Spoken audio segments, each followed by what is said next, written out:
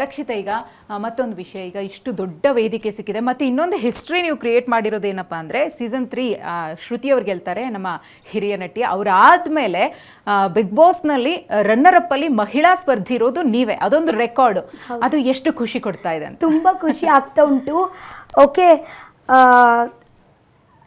ಈ ಹಿಂದೆ ಯಾವುದೇ ಶೋ ಮಾಡಿಲ್ಲ, ಎಲ್ಲೂ ಕಾಣಿಸ್ಕೊಂಡಿಲ್ಲ. ಅದೇ ಹೇಳ್ತಾ ಇದ್ದೀನಿ ಅಲ್ವಾ, ಜಸ್ಟ್ ವ್ಲಾಗಿಂಗ್ ಇಂದ ಒಂದೊಂದು ನಿಮಿಷದಲ್ಲಿ ಒಂದು ಅಲ್ಲಿ ಇದ್ದ ನಂತರ ಡೈರೆಕ್ಟ್ ಇಲ್ಲಿ ಬಂದಿದ್ದೀನಿ. ಮಧ್ಯದಲ್ಲಿ ಒಂದು ಶೋ ಆಗಲಿ, ಚಿಕ್ಕ ಚಿಕ್ಕ ಒಂದು ಫಂಕ್ಷನ್ ಕೂಡ ಆಗಲಿ, ನೋ. ಆ್ಯಕ್ಚುಲಿ ನಾನು ಯಾವುದು ಹೀಗೆ ಫಂಕ್ಷನ್ಗೆ ಕೂಡ ಆಗಲಿ ಹೋಗಲಿಲ್ಲ ನಾನು. ಇದೇ ಫಸ್ಟ್ ವೇದಿಕೆ, ಇಷ್ಟು ಜನಕ್ಕೆ ಕೂಡ ನಾನು ನೋಡೋದು ಕಂಟೆಸ್ಟೆಂಟ್. ಜಸ್ಟ್ ಇಮ್ಯಾಜಿನ್, ನಾನು ನನ್ನನ್ನೇ ಒಂದು ಪ್ರಪಂಚದಲ್ಲಿ ಇರುವಾಗ 22 ಕಂಟೆಸ್ಟೆಂಟ್ಗೆ ನೀವು ನೋಡ್ತಾ ಇದ್ದೀರಾ. ಓಕೆ, ಅಂದರೆ ದೊಡ್ಡ ದೊಡ್ಡ ಕಂಟೆಸ್ಟೆಂಟ್ ನನ್ನ ಮುಂಚೆ ನಿಂತ್ಕೊಂಡಿದ್ದಾರೆ, ಓಕೆನಾ. ಮತ್ತು ಆ ಮನೆಯಲ್ಲಿ 22% ಡಿಫ್ರೆಂಟ್ ಪರ್ಸನಾಲಿಟೀಸ್. ನನ್ನ ಹಾಗೆ ಗಿಲಿ ಇಲ್ಲ, ಗಿಲಿ ಹಾಗೆ ಅಶ್ವಿನಿ ಮ್ಯಾಮ್ ಇಲ್ಲ, ಅಶ್ವಿನಿ ಮ್ಯಾಮ್ ಹಾಗೆ ಸ್ಪಂದನ ಇಲ್ಲ. 22 ಜನ ಇದ್ದಾರೆ ಅಲ್ವಾ, ಫುಲ್ಲು ಬೇರೆ ಬೇರೆ ಪರ್ಸ್ನಾಲಿಟೀಸ್. ಜಸ್ಟ್ ಇಮ್ಯಾಜಿನ್, ಒಂದು ಮನೆಯಲ್ಲಿ ಬೇರೆ ಬೇರೆ ಪರ್ಸ್ನಾಲಿಟೀಸ್, ಬೇರೆ ಬೇರೆ ಥಿಂಕಿಂಗ್, ಬೇರೆ ಬೇರೆ ಪರ್ಸೆಪ್ಷನ್. ಒಂದು ಹೇಗೆ ಇತ್ತು ಅಂದರೆ, ಅದೇ ನಾವು ಇದ್ದೀವಿ 3 ತಿಂಗಳು, ಬಟ್ ಅದೇ ಒಂದು 30 ವರ್ಷದ ಎಕ್ಸ್ಪೀರಿಯನ್ಸ್ ಹಾಗೆ ಫೀಲ್ ಆಯಿತು. ಲೈಕ್ ಒಂದು ಡೇ ಅಲ್ಲಿ ಸರ್ವೈವ್ ಮಾಡಲಿಕ್ಕೆ ಅಂದರೆ ನಾನು 1 ವರ್ಷ ನಿಮಗೆ ಹೇಳ್ತೀನಿ. ಯಾಕೆಂದರೆ ಆ ಸಿಚುವೇಶನಲ್ಲಿ, ನಮ್ಮ ಅಪ್ ಆ್ಯಂಡ್ ಡೌನ್ ಸಿಚುವೇಶನಲ್ಲಿ ಒಂದೊಂದು ಸಿಚುವೇಶನ್ ಬರುತ್ತೆ, ನಮ್ಮ ಒಂದೊಂದು ಡಿಸಿಷನ್ ಮೇಕಿಂಗ್ ಬರುತ್ತೆ. ಇಟ್ ವಾಸ್ ನಿಮಗೆ ಅಲ್ಲಿ ಮೊಬೈಲ್ ಇಲ್ಲ, ನ್ಯೂಸ್ ಪೇಪರ್ ಇಲ್ಲ, ಟಿವಿ ಇಲ್ಲ, ಎಂತ ಇಲ್ಲ. ನಾನು ಇವತ್ತೇ ವ್ಲಾಗಿಂಗ್ ಕೂಡ ಮಾಡುವಾಗ ಜಸ್ಟ್ ನಾನು ವ್ಲಾಗಿಂಗ್ಗೋಸ್ಕರ ಮಾತ್ರ ಮಾಡುದು. ಮತ್ತೆ ಒಂದು ರಪ ಎಡಿಟಿಂಗ್ ಮಾಡ್ತೀನಿ, ಹಾಕ್ಬಿಡ್ತೀನಿ. ನಾನು ಮೊಬೈಲ್ ಪರ್ಸನೇ ಅಲ್ಲ. ನನಗೆ ಜಾಸ್ತಿ ಸ್ಕ್ರೋಲ್ ಮಾಡಲಿಕ್ಕೆ ಆಗಲಿ, ಎಂತ ಒಂದು ನೋಡ್ಲಿಕ್ಕೆ ಆಗಲಿ ನಾನು ಇರಲಿಲ್ಲ, ಬಿಲ್ಕುಲ್ ಇಲ್ಲ. ಟಿವಿ ಹಾಕುವಾಗ ಕೂಡ ನಾನು ನನ್ನ ಅಮ್ಮ ತಂದೆ ರಾತ್ರಿ ಟಿವಿ ಹಾಕುವಾಗ ಕೂಡ ನಾನು ಹೇಳ್ತೀನಿ, ಪ್ಲೀಸ್ ಟಿವಿ ಬಂದ್ ಮಾಡಿ, ನಾವೇ ಇಲ್ಲಿ ಕುತ್ಕೊಂಡು ಮಾತಾಡೋಣ. ಯಾಕಂದರೆ ನನಗೆ ಮಾತಾಡಲಿಕ್ಕೆ ಹೀಗೆ ಮುಂಚೆ ಇದ್ದರೆ ನನಗೆ ಹೀಗೆ ಮಾತಾಡಲಿಕ್ಕೆ ಇಷ್ಟ ಇದ್ದೇ, ಅದೇ ಎಲ್ಲ ಜಾಸ್ತಿ ನಾನು ಕನೆಕ್ಟೆಡ್ ಇರಲಿಲ್ಲ. ಸೊ ನನಗೆ ಎಂತ ಇಫೆಕ್ಟ್ ಆಗಲಿಲ್ಲ. Actually I enjoyed that. ನಾವು ಇವತ್ತೇ ನನಗೆ ಫೋನು ಕೈಯಲ್ಲಿ ಇಟ್ಟು ಒಂಥರ ವಿಚಿತ್ರ ಆಗ್ತಾ ಉಂಟು. ಬೇಡ, ಕಷ್ಟ ಆಗಲಿಲ್ಲ ಹಾಗಿದ್ರೆ? ಎಂತ ಕಷ್ಟ ಆಗಲಿಲ್ಲ ನನಗೆ. ಓಕೆ, ಇನ್ನು ಊರಲ್ಲಿ ಹೆಂಗಿರುತ್ತೆ ಅಂತ ಈ ಒಂದು ಸೆಲೆಬ್ರೇಷನ್ ಸಂಭ್ರಮ ಯಾವ ರೀತಿ ಎಕ್ಸ್ಪೆಕ್ಟ್ ಮಾಡ್ತಿದ್ದೀರಿ? ಇವಾಗ ಊರಿಗೆ ಹೋಗ್ತಿದ್ದೀರಲ್ಲ. ಎಕ್ಸ್ಪೆಕ್ಟ್ ಅಂದರೆ ಒಬ್ವಿಯಸ್ಲಿ ನಾನು ಆ್ಯಕ್ಚುಲಿ ತುಂಬ ಖುಷಿ ಪಡ್ತಾ ಇದ್ದೀನಿ, ನನ್ನ ಅಂದರೆ ಜನರಿಗೆ ನೋಡಲಿಕ್ಕೆ. ಸೊ ಅದೇ ಅವರ ಮುಖ ಅಲ್ಲಿ ಒಂದು ಅಂದ್ರೆ ಒಂದು ಗೆಲುವಿನ ಖುಷಿಯನ್ನ ಅವ್ರ ಮುಖದಲ್ಲಿ ನೋಡೋ ನನ್ನ ಗೆಲುವಿನ ಖುಷಿ ಅವರ ಮುಖದಲ್ಲಿ ನೋಡ್ಲಿಕ್ಕೆ ಇಷ್ಟಪಡ್ತೀನಿ. ಅದೇ ಬಿಡಿ, ಇವತ್ತೇ ನಿಮ್ಮ ರಿಪೀಟ್ ಮಾಡಿದ್ದೀನಲ್ವಾ, ಗಿಲಿ ಮತ್ತೆ ರಘುವನ್ನ ಎಷ್ಟು ಸತಿ ಹೇಳ್ತಾ ಇದ್ರು ಗೊತ್ತುಂಟಾ? ನನ್ನನ್ನೇ ಡೈಲಾಗ್ ಸೇಮ್ ರಿಪೀಟ್ ಮಾಡ್ತಾ ಇದೀಯಾ, ನನ್ನ ಕಟ್ ಮಾಡಿ ನಿನ್ನ ಹಾಕ್ತಾ ಇದಾರೆ ಅಂತ. ಹಂಗೆ ಕೇಳ್ತಾ ನಿಮ್ಗೆ ಅದೇ ಡೈಲಾಗ್ಸ್ ಎಲ್ಲ ಅದೆಲ್ಲ ಡೈಲಾಗ್ಸ್ ಕೇಳ್ತಾ ನಿಮ್ಗೆ ಇಲ್ವಾ? ಅದೇ ಬಿಗ್ ಬಾಸ್ ಕಟ್ ಮಾಡಿದ್ರು ಅನ್ಸುತ್ತೆ, ಅವರು 100 ಸತಿ ಹೇಳಿದ್ರು. ರಕ್ಷಿತಾ, ಈಗ ಕೊನೆಯದಾಗಿ ನಿಮ್ಮನ್ನ ಇಲ್ಲಿ ತನಕ ಕರ್ಕೊಂಡು ಬಂದು ಜನ ಗೆಲ್ಸಿದ್ದಾರೆ, ಅಷ್ಟು ಪ್ರೀತಿ ತೋರಿಸಿದ್ದಾರೆ, ನಿಮ್ಮನ್ನ ವಿನ್ನಿಂಗ್ ಲೆವೆಲ್ಗೆ ತಗೊಂಡೋಗಿದ್ದಾರೆ. ಗಿಲ್ಲಿಯವರಿಗೆ ಎಷ್ಟು ಫ್ಯಾನ್ ಬೇಸ್ ಇದೆಯೋ ನಿಮಗೂ ಕೂಡ ಅಷ್ಟೇ ಕ್ರಿಯೇಟ್ ಆಗಿದೆ. ಈಗ ನಿಮ್ಮ ಸ್ಟೈಲಲ್ಲೇ ವ್ಲಾಗ್ ಮೂಲಕ ಜನರಿಗೆ, ಕರ್ನಾಟಕದ ಜನತೆಗೆ, ಜೊತೆಗೆ ನಿಮಗೆ ಮುಂಬೈಯಲ್ಲೂ ಕೂಡ ಫ್ರೆಂಡ್ಸ್ ಇದ್ದಾರೆ, ಫ್ಯಾನ್ಸ್ ಇದ್ದಾರೆ, ಎಲ್ರಿಗೂ ಓವರ್ ಆಲ್ ಆಗಿ ಯಾವ ರೀತಿ ಥ್ಯಾಂಕ್ಸ್ ಹೇಳ್ತೀರಾ ನಿಮ್ಮ ಸ್ಟೈಲಲ್ಲಿ? ಅದೇ ಎಂತ ಅಂದರೆ, thank you so much ma'am. Actually ಎಂತ ಗೊತ್ತುಂಟಾ, ಈ ಕರ್ನಾಟಕ ಜನರು ಇದ್ದಾರಲ್ವಾ, ನಮ್ಮ ಮುಂಬೈಯಲ್ಲಿ ಕೂಡ ಎಷ್ಟೋ ಕರ್ನಾಟಕ ಜನರು ಅಲ್ಲಿದ್ದಾರೆ, ಅಲ್ಲಿಂದ ಕೂಡ ತುಂಬ ಸಪೋರ್ಟ್ ಬಂದಿದೆ. ಅದೇ ನಾನು ಆ್ಯಕ್ಚುಲಿ ಬರುವಾಗ ಅದೇ ಗೊತ್ತಾಯಿತು ನನಗೆ, ಮುಂಬೈಯಿಂದ ತುಂಬ ಸಪೋರ್ಟ್ ಉಂಟು.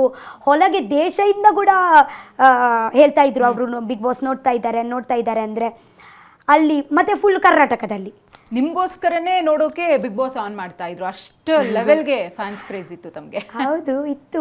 Thank you so much guys. ನಾನು ಇವತ್ತು ಎಷ್ಟು ಹೇಳಿದರೆ ಅಷ್ಟು ಕಮ್ಮಿಯೇ.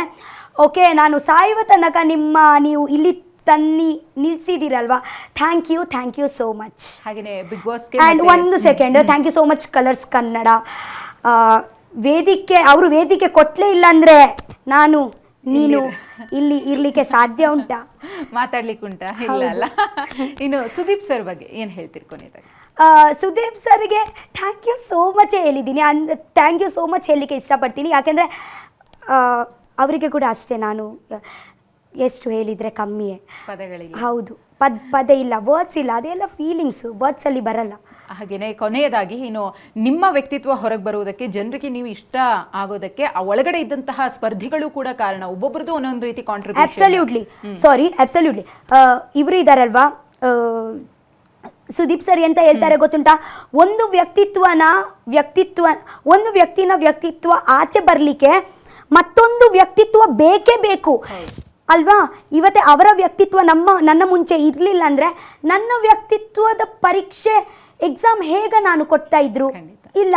So every once contribution was necessary and ಎಲ್ಲರೂ ಉಂಟಲ್ವಾ ಚೆನ್ನಾಗಿ ಕಾಂಟ್ರಿಬ್ಯೂಷನ್ ಕೊಟ್ಟಿದ್ದಾರೆ. ಆ್ಯಂಡ್ ನಾನು ಎಲ್ಲಿಗೆ ಇಷ್ಟಪಡ್ತೀನಿ ಅಂದರೆ ಅವರು ನನ್ನ ಸೀಸನಲ್ಲಿ ಬೆಸ್ಟ್ ಕಂಟೆಸ್ಟೆನ್ಸ್, ನನಗೆ ಒಂದು ನನ್ನ ಸೀಸನಲ್ಲಿ ಒಂದು ಬೆಸ್ಟ್ ಕಂಟೆಸ್ಟೆನ್ಸ್, ಬೆಸ್ಟ್ ಪಾರ್ಟ್ನರ್, ನನ್ನ ಅಂದರೆ ಒಂದು ಫ್ಯಾಮಿಲಿ ವಂಶದ ಕುಡೀಸ್ ಎಲ್ಲ ಸಿಕ್ಕಿದ್ರು ನನಗೆ. ಓಕೆ ರಕ್ಷಿತಾ, ಒಂದು ದೊಡ್ಡ ಡಿಮಾಂಡ್ ಇದೆ ಈಗ, ನೀವು ಸಾಂಗ್ ಹಾಡಬೇಕು ಅಂತ ಹೇಳಿ. ಯಾವ ಸಾಂಗ್ ಫೇವ್ರೆಟ್ ತಮಗೆ? ನನಗೆ ಆ್ಯಕ್ಚುಲಿ ಬರಲ್ಲ, ನಾನು ಬೇಕಿದ್ರೆ ಸ್ವಲ್ಪ ಹಾಡ್ತೀನಿ. ಸ್ವಲ್ಪ ಎಷ್ಟು ಬರುತ್ತೋ ಅಷ್ಟು ಹಾಡಿ. ಓಕೆ.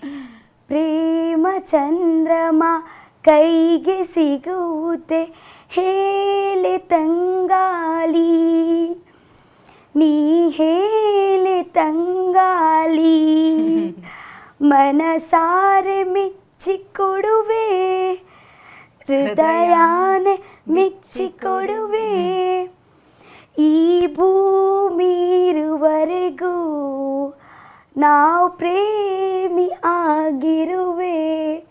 ನನ್ನ ಇಂಟರ್ವ್ಯೂ ಕೊಟ್ಟಿ ಹೋಗಿದೆ ಎಲ್ಲ. ತುಂಬಾ ಚೆನ್ನಾಗಿ ಹಾಡಿದ್ರಿ ರಕ್ಷಿತಾ. ಇನ್ನೊಂದು, ನೀವು ಹೊರಗಡೆ ಹೋದ್ಮೇಲೆ ಗೊತ್ತಾಗುತ್ತೆ ಸೇವಂತಿ ಹಾಡಾಡಿರೋದು ಎಷ್ಟು ಟ್ರೋಲ್ ಆಗಿದೆ ಅಂತ. ಅದನ್ನು ನೋಡಿ ಎಂಜಾಯ್ ಮಾಡಿವ್ರಂತೆ. ಈಗ ಎಲ್ಲ ಕನಸುಗಳನ್ನು ಹೇಳ್ಕೊಂಡ್ರಿ, ಬಿಗ್ ಬಾಸ್ ಮನೆ ಆಟ ಹೇಗಿತ್ತು ಅಂತ ಹೇಳ್ಕೊಂಡ್ರಿ. ನಿಮ್ಮ ಕನಸು ಏನಿದೆಯೋ, ನೀವೇನೋ ಥಾಟನ್ನು ಇಟ್ಕೊಂಡಿದ್ದೀರೋ ಈಗ ಅದೆಲ್ಲ ಕೂಡ ಈಡೇರಲಿ. ನಿಮಗೆ ಒಳ್ಳೆ ಇದಕ್ಕಿಂತ ದೊಡ್ಡ ಮಟ್ಟದಲ್ಲಿ ಜನರ ಪ್ರೀತಿ ವಿಶ್ವಾಸ ನಿಮ್ಮ ಕೆಲಸ ಕಾರ್ಯಗಳಿಂದ ನಿಮಗೆ ಸಿಗಲಿ ಅಂತ ನಾವು ಕೂಡ ಶುಭ ಹಾರೈಸ್ತೀವಿ. ಇದುವರೆಗೂ ಕೂಡ ನಮ್ಮ ಕಾರ್ಯಕ್ರಮಕ್ಕೆ ಬಂದು ಸಾಕಷ್ಟು ಎಕ್ಸ್ಪೀರಿಯನ್ಸನ್ನು ಶೇರ್ ಮಾಡ್ಕೊಂಡಿದ್ದೀರಿ. ಇಡೀ ಕರ್ನಾಟಕನ ಬರೋಬ್ಬರಿ 4 ತಿಂಗಳು ರಂಜಿಸಿದಿರಿ, ನಗಿಸಿದಿರಿ. Thank you so much. ಒಳ್ಳೆದಾಗಲಿ Rakshita. So much, thank you. ವೀಕ್ಷಕರೇ, ಇದಾಗಿತ್ತು ಈ ಹೊತ್ತಿನ ವಿಶೇಷ. ನಿರಂತರ ಸುದ್ದಿಗಾಗಿ ನೋಡ್ತಾ ಇರಿ TV9.